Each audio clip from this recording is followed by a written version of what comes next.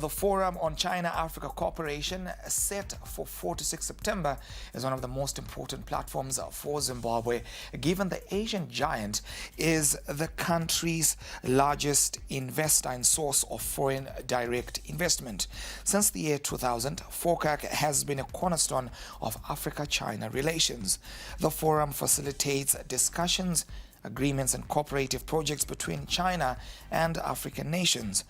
President Mnangagwa will be in China for an official visit, and then the forum says it is pleasing to note that relations between Zimbabwe and China have grown from strength to strength. Our relations between Zimbabwe and the People's Republic of China is rooted in our historical past, in particular our liberation struggle. For your own information, I trained in China in 63 and 64. That's when we began our political relations, which have continued to deepen and concretized through now to harness both political, economic, social, all spheres of cooperation between nations we have between the Republic of Zimbabwe and the People's Republic of China.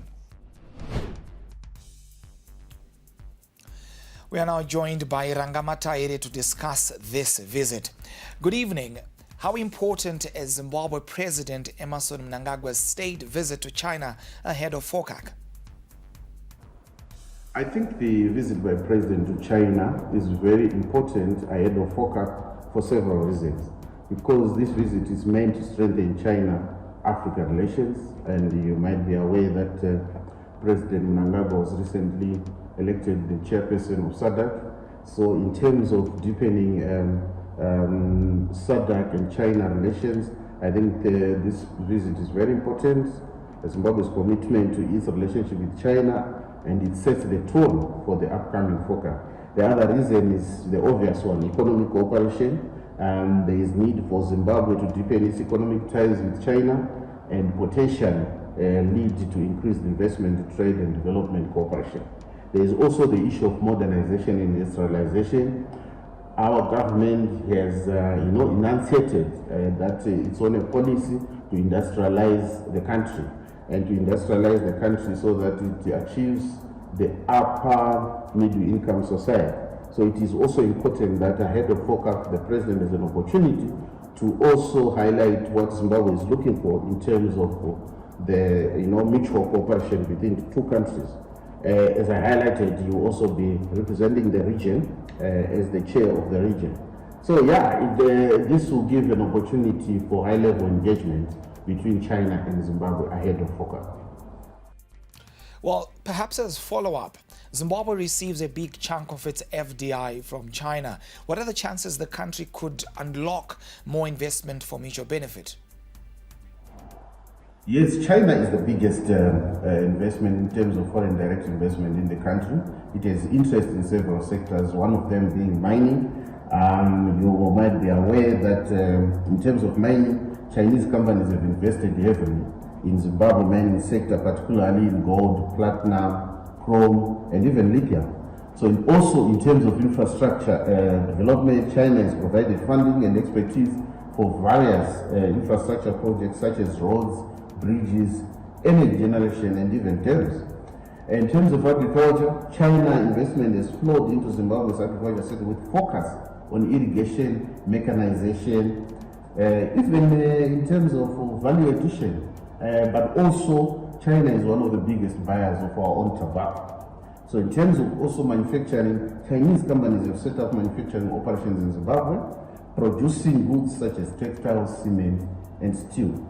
So for these reasons, you can say yes, because it's a major investor in our country, there is value in engaging China. The good thing about China, unlike other countries, is that it seeks mutual benefit. It does not interfere.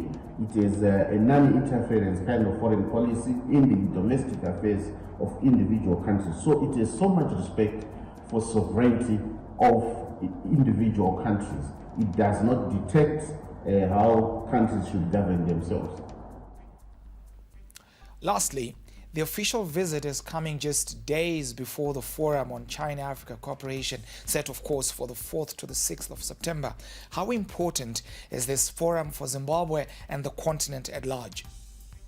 So the forum itself is critical for Zimbabwe and for Africa in that it facilitates discussions, agreements, cooperative projects between China and African nations. It is the primary mechanism for major policy coordination and is convened every 3 years. Historically, FOCAC has yielded notable financial commitments, like for example, the 2021 summit saw US 40 billion pledge, spanning infrastructure, agriculture, and manufacturing. So I think it is very critical. This summit is very critical. You don't need to be a Zimbabwean. You just need to be an African to know the investment that China has made into Africa in terms of the road network, in terms of infrastructure in general, even in terms of the railway. So China has been getting into Africa for the mutual benefit of the two respective China and also the continent. And I think it has been amenable to the post-colonial challenges and demands that Africa finds itself. It is good that most African leaders have derived some tangible, pragmatic, assistance from China that have also improved the lives of their citizens. So I think the forum is very critical in terms of availing the critical funding. And in terms of Zimbabwe, I think we can only talk about accentuating or increasing the already existing, investment and good relations that exist between the two countries. Ranga, thank you for joining us on News Plus.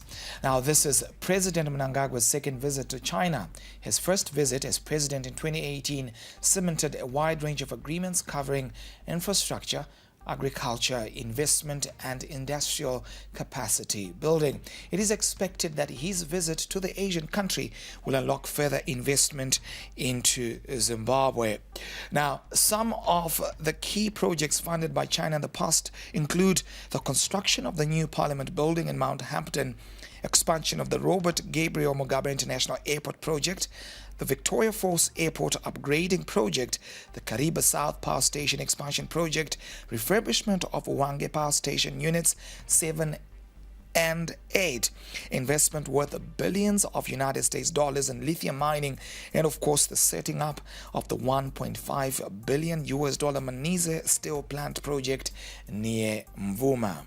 Konapo, ipapo pa ZTN Prime, DSTV channel 294, the place to be.